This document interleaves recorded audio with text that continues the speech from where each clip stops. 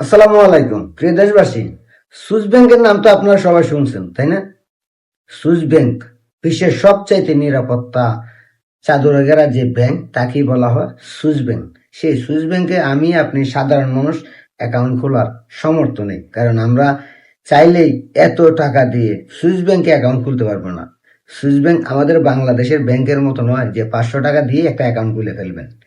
সেই সুইস ব্যাংকে 2025 থেকে 26 সাল পর্যন্ত বাংলাদেশের থেকে কত হাজার কোটি টাকা পাচার হয়েছে আপনি কি জানেন? জানলে হয়তো তপাস করে মাটিতে পড়েও যেতে পারেন।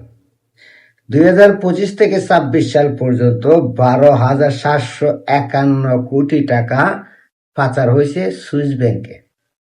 কারা পাচার করলো? এখন তো স্বৈরাচার শেখ হাসিনা নেই, টাকাচু শেখ হাসিনার নেতারা নেই। তাহলে ভাই, এই 1 বছরে 12,751 কোটি টাকা কারা সুইস ব্যাংকে রাখলো?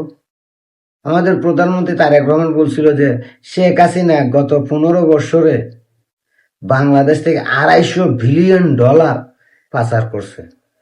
শেখ হাসিনা 15টা বাজেট দিছে, সম্পূর্ণ বাজেট মিলাইও যদি পাচার ঘুরে থাকে তারপরও $250 বিলিয়ন হবে না। তারপর আমাদের প্রধানমন্ত্রী বলছে আমরা সত্যি মনে করে নিছি।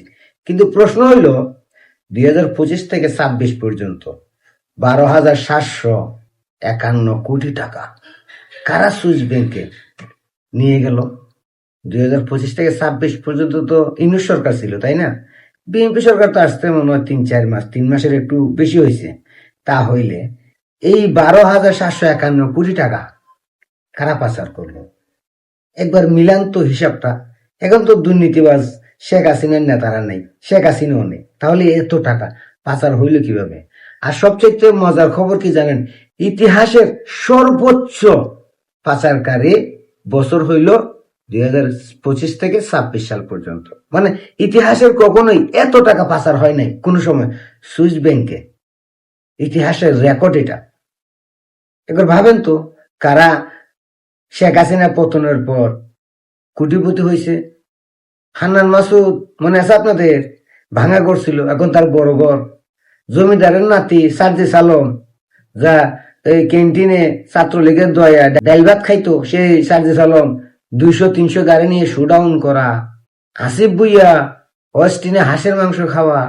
আর ইউনূসের উপদেষ্টা তো আছেই, সবাই আঙ্গুল ফুলে কলা গাছ হয়েছে।